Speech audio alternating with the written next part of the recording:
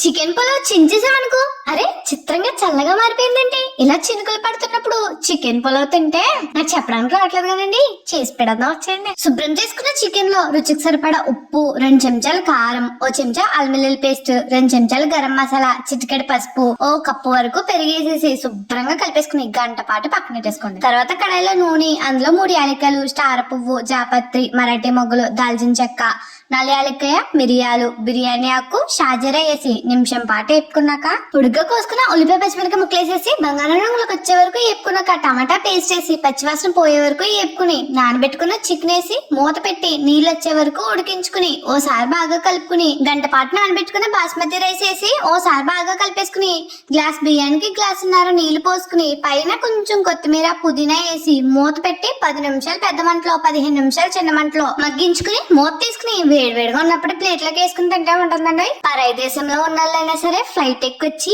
ఈ పులావ్ తినాల్సిందేనండి. నెక్స్ట్ కనుక లైక్ చేసి మీకు ఎలా అనిపించిందో కమెంట్ చేసేసి పక్కన సబ్స్క్రైబ్ నొక్కేసుకోవచ్చు కదా. ఉంటాను మరి.